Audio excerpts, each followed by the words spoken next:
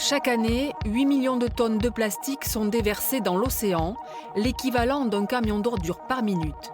Pendant ce temps, 17 millions de barils de pétrole sont utilisés pour la production de nouveaux produits en plastique.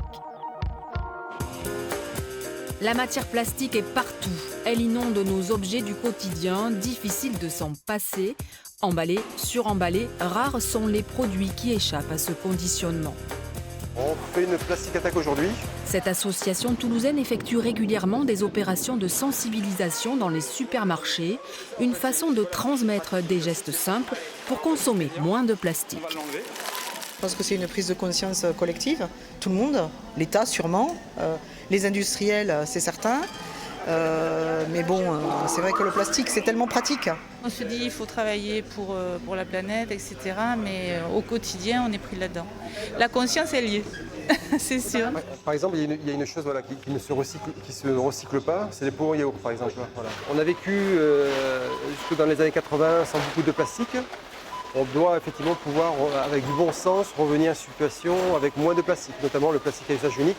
On n'en a pas besoin. Il faut qu'on revienne à du bon sens et le plus rapidement possible, effectivement. Des gestes simples qui ne suffisent malheureusement pas à réduire la pollution par le plastique. Il y a urgence, les études le prouvent. Par exemple, un sac en plastique met 450 ans à se dégrader. Pire, malgré le recyclage, 86% des bouteilles en plastique finissent en résidus ménagers ou déchets sauvages. La bouteille va plutôt se dégrader sous l'effet des rayons UV du soleil. Et en fait, ce qui va se passer, c'est qu'on ne la verra plus, mais qu'elle sera toujours là sous forme de poudre. Et cette poussière nanométrique qu'on ne voit pas, elle va s'accumuler dans l'environnement. On sait que sur les plages, il y en a beaucoup, mais aussi dans le milieu marin. Et on sait aussi qu'aujourd'hui, que les espèces vivantes vont la bioaccumuler, c'est un peu triste à dire comme ça, mais vont accumuler cette poussière de plastique et qu'on va retrouver ça aujourd'hui dans toute la chaîne alimentaire et dans tout le monde vivant. La solution se trouve peut-être dans ce laboratoire toulousain de chimie agro-industrielle. Depuis 25 ans, les ingénieurs travaillent ici à la valorisation de matières végétales et naturelles. C'est de la corne d'aubrac qui a été broyée et c'est seulement ça. Mise sous pression et à bonne température, la matière va se consolider. Après 1h30 de cuisson, la poudre devient objet. Et là, miracle.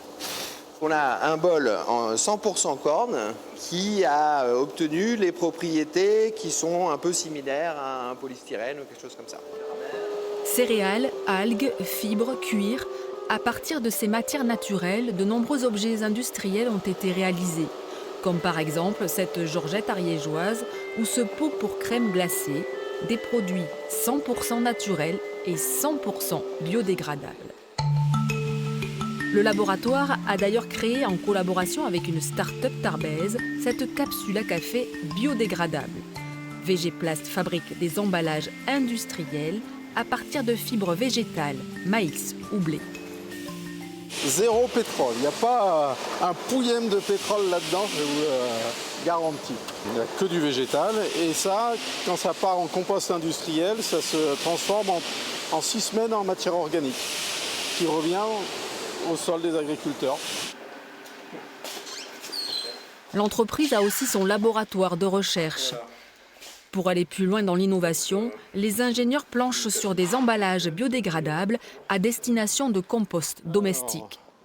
Il y a des choses intéressantes ou pas ? Terminé le tri sélectif, la capsule à café nouvelle version finira sa vie directement dans le compost des particuliers. Elle sera commercialisée d'ici 1 an sur un marché où la demande est de plus en plus forte. Aujourd'hui, il y a quand même une conscience générale et qui fait que c'est les consommateurs qui sont à la demande de ce produit-là. Alors que quand on a démarré, il n'y avait pas cette demande de la part du consommateur. On peut parler de lobby, de réglementation, etc., mais il y a quand même la base qui arrive. Donc vous pouvez mettre tous les lobbies que vous voudrez. À un moment, si les gens veulent quelque chose, ça va arriver, quoi. Donc ça arrive. Les lobbies ont longtemps freiné l'expansion de cette économie, mais aujourd'hui, la lutte contre la pollution plastique s'amplifie. En France, de nouvelles réglementations pour supprimer le plastique à usage unique devraient entrer en vigueur en 2021. Des mesures politiques insuffisantes pour de nombreuses associations, car la production de plastique mondiale devrait augmenter de 40% dans les 10 prochaines années.